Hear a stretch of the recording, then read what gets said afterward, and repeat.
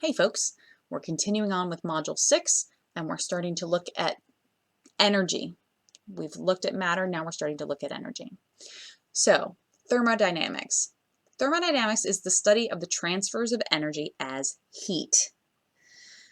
These energy transfers tend to accompany chemical reactions, and they also accompany physical changes like phase changes, going from solid to liquid and other changes in your states of matter. So, before we get into the specifics of this, let's talk with some hopefully common sense examples here. So, which takes more energy to heat, a glass of water or a swimming pool? Hopefully you said swimming pool. Which takes more energy to heat, a glass of water that you want to heat from 20 degrees Celsius to 25 degrees Celsius, or an identical glass of water that you need to heat from 20 degrees Celsius to 95 degrees Celsius? Hopefully you said the one with the bigger temperature change. Lastly, which takes more energy to heat, a glass of water or a glass of air if you want to heat them both up by the same number of degrees, 20 to 25 degrees Celsius? Water takes more energy to heat up than air does. This is why when you go swimming on a day when it's 90 degrees outside, that water isn't at 90 degrees. It's still kind of cool from the overnight temperature, and because it takes more energy to heat up that water. The air heats up more quickly. So there are three factors we need to consider when we want to know how much energy it takes to heat up something. The first item is how much of the substance we're trying to heat up. Is it a whole swimming pool's worth or just a glass of water, a glass full? It also matters how much you want to heat up the substance. Do you want to heat it up 5 degrees or do you want to heat it up 50 degrees? The third factor is, what is the substance you're heating up? Is it water? Is it air? Is it something else? So keep those three factors in mind as we start to look at the more specific details of thermodynamics. So first we need some definitions to work with. Temperature versus heat. These two words are kind of used interchangeably in non-scientific language, but they are different in chemistry. Temperature, remember the base units for temperature are Kelvin. Temperature is a measure of the average kinetic energy of the particles in a sample of matter. Okay, the faster the particles are moving, the higher the temperature. The slower the particles are moving, the lower the temperature. So temperature is a measure of average kinetic energy of particles. Remember, particles are always in motion unless you're at 0 Kelvin. Heat, on the other hand, is energy transferred between samples of matter that have a different temperature. Okay? Energy transferred between samples of matter because of a difference in temperature. Heat is always transferred from matter at a high temperature to matter at a low temperature. It has to move from high heat to low heat, high temperature to low temperature. And the units for heat, because heat is energy, we use our energy units. So we use joules as our unit of energy. Okay, don't ask me why, but the science abbreviation for heat is the letter Q. So energy transferred during a temperature change depends on, remember these three factors, that's what we started with, what the material is, the mass of the material, and the size of the temperature change. So we're going to be looking at an equation for calculating heat, and it's going to have those three factors in it. The first factor, what the material is, we capture with this idea called specific heat. Specific heat is the amount of energy required to raise the temperature of 1 gram of the substance by 1 degrees Celsius. Each different substance has its own different specific heat. For instance, water has a specific heat of 4.184 joules per gram per degree Celsius. And most metals that you would see have a specific heat of less than 1, like on the order of like 0.6 joules per gram per Kelvin. So different substances have their own different amount of energy that it takes to heat them up. Notice again that this 1 gram corresponds to mass, which we know affects the amount of energy needed. And we also incorporate in this measurement a temperature change, because we said at the beginning that the temperature change also affects the amount of energy needed or exchanged in a particular reaction or change. How do we measure these changes? A calorimeter is the name of the device that we use to determine what energy is absorbed or released as heat. We can't actually measure heat directly. Heat is not something that we can measure. We have to calculate it. Instead, we measure temperature because heat cannot be measured. This is a fancy bomb calorimeter that you might see in a food lab, like a lab that needs to determine how many calories are in a kind of food. Calories are not an SI unit. We use joules, but still in the US, people use calories for energy instead of joules. This is more the kind of calorimeter that you would use in a school classroom. We've got insulated cups to keep heat from kind of inside the cup from leaving and going into the classroom, but it's obviously not as a perfect of an insulator as this is. Nothing's a perfect insulator, but one of these expensive bomb calorimeters would be a lot more accurate than the styrofoam cups that we can use in our lab. Okay, how do we put these things together? The equation that we use is Q equals Cp for specific heat of the material times M for the mass of the material times delta T, which is the change in temperature. Whenever you see delta, it means change. Okay. Remember, Q is measured in joules. Specific heat is measured in joules per gram per Kelvin, or joules per gram per degree Celsius. M is the mass of the material in grams. Mass is measured in grams in these equations. And delta T is the change in temperature. We calculate the change in temperature. We always do final minus initial. So in these equations, it is important, sign is important, and we'll see why in a moment, but it's important to always do the final temperature minus the initial temperature. And if you always do it in that direction, then your calculations will have the correct sign at the end. With the change in temperature, you may be surprised that it doesn't matter whether you have degrees Celsius or Kelvin. The reason it doesn't matter is because we are measuring change in temperature. Change in temperature. The way you calculate from degrees, convert between degrees Celsius and Kelvin is you just, if you're going from degrees Celsius to Kelvin, you add 273. So if I've got 0 degrees Celsius, that's the same as 273 Kelvin. If I have 20 degrees Celsius, that corresponds to 293 Kelvin. So if I wanted to find the temperature change of starting at 20 degrees Celsius and going to 0 degrees Celsius, I would do my final minus my initial, and I would get a temperature change of 20 degrees Celsius. Look what happens when I do Kelvin. Again, my final minus my initial, 207, I'm sorry, I forgot my negative sign. That is so important after I just made a big deal out of it. Negative 20 degrees Celsius. Over here, when I do the subtraction, 273 minus 293, I get negative 20 Kelvin.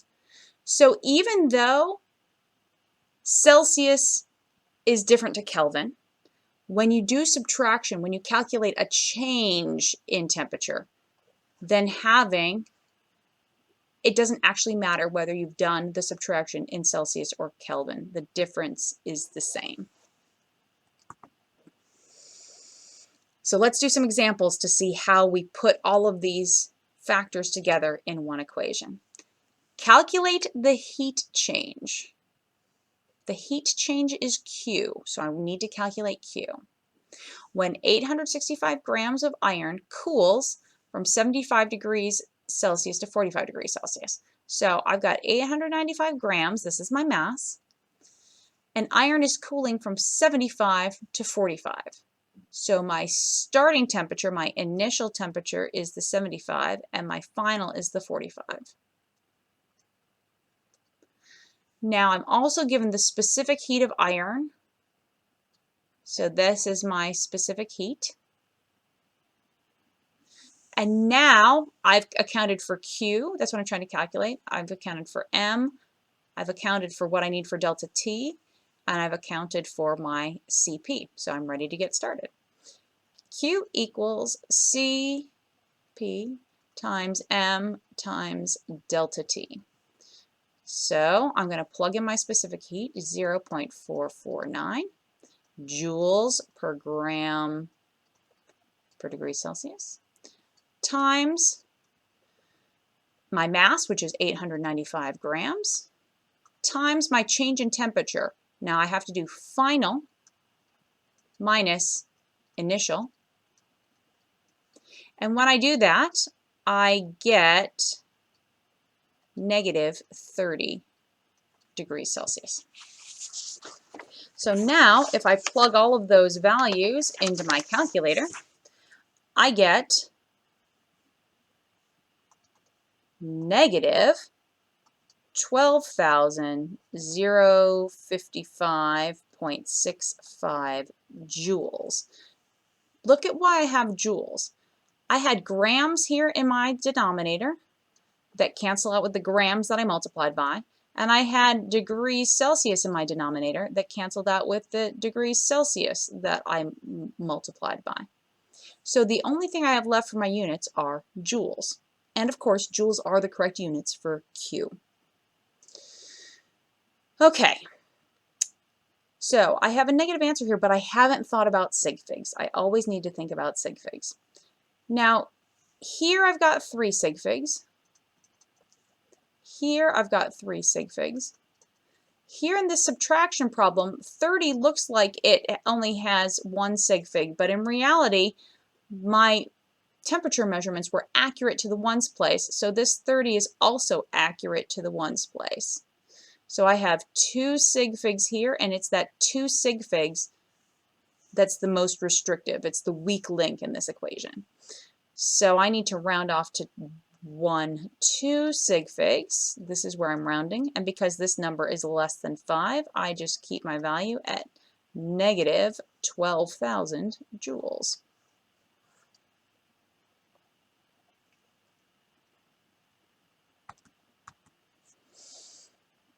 So let's look at another example. This time we're not trying to figure out Q. This time the question is, what is the specific heat of this type of glass? This time I'm going to calculate CP, the specific heat. So hopefully I have all of the other information I need.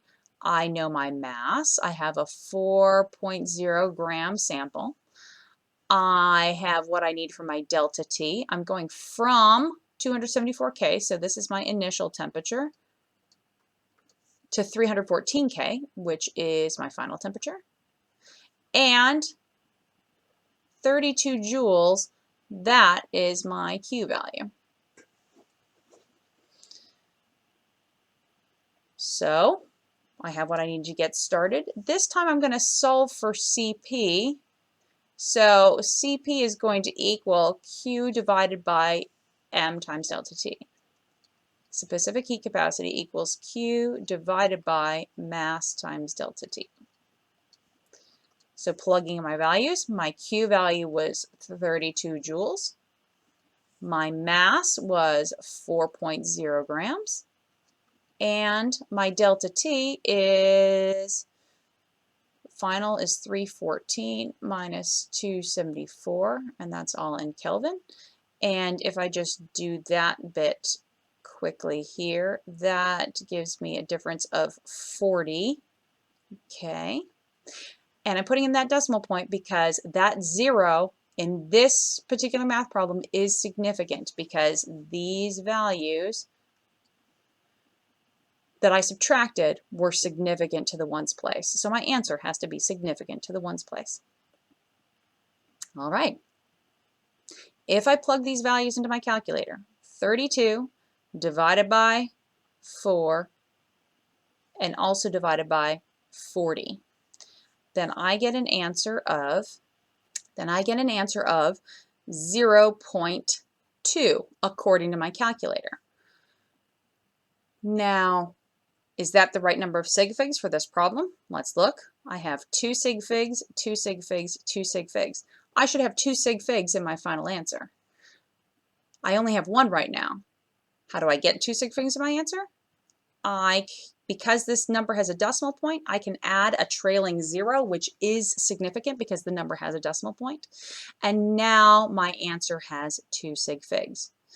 I also need to think about units. The units for specific heat capacity are kind of clunky and maybe confusing, but it comes right out of the division problem I just did. Joules are up top, grams are down below, and Kelvin is down below. So this is the correct answer.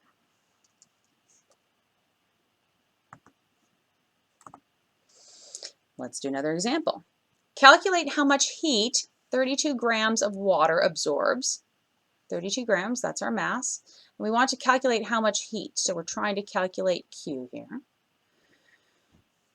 When heated from 25 to 80 degrees Celsius. So this is my final temperature, this is my initial temperature. And the specific heat of water is 4.18 joules per gram per degree Celsius. So that's my CP. So we've got Q equals CP times M times delta T. My specific heat is 4.18 joules per gram per degree Celsius. My mass is 32.0 grams. And my temperature change is going to be that 80 degrees minus 25 degrees Celsius. That 0 is significant because the 80 has a decimal point. So when I do the subtraction here, I get 55 degrees Celsius. And now I can do my 4.18 times 32 times 55. And when I plug that into my calculator, I get 7,356.8. Not the correct sig figs, we'll look at that in a moment. The grams cancel out, the degrees Celsius cancels out, and I'm left with joules as my answer. So how many sig figs should I have in my answer? 3 sig figs, 3 sig figs, or 2 sig figs. We go with the weakest link, the 2 sig figs, and I need to round my answer off after 2 significant figures. Because this number is 5 or higher, I do have to round up. So my final answer is 7,400. Do not round this off to 74. 74 is nowhere near 7,356. You need these placeholder zeros. Even though they're not significant, they are important, and you need to include them.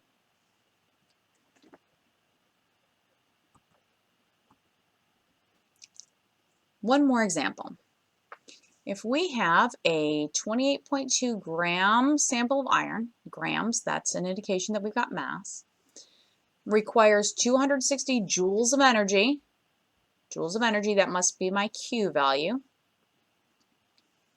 To raise the temperature from 20 degrees Celsius to 40 degrees Celsius. Notice those decimal points. So this is our final temperature, and this is our initial temperature. Then, what is the specific heat? I'm trying to solve for the specific heat of iron. So, if I'm solving for Cp, then that will equal Q divided by M times delta T. Plugging in my values from the problem, I have 260 joules of energy for my Q.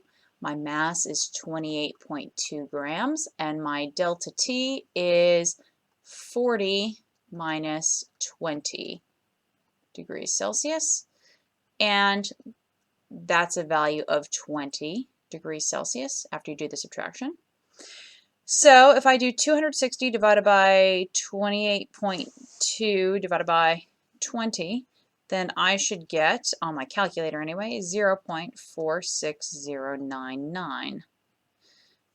And my units are those funny specific heat capacity units, joules per gram per degree Celsius. But we haven't rounded off to correct sig figs yet, so let's look. I have 1, 2 sig figs, 1, 2, 3 sig figs, and 1, 2 sig figs. So 2 sig figs is my weakest link in this multiplication division problem.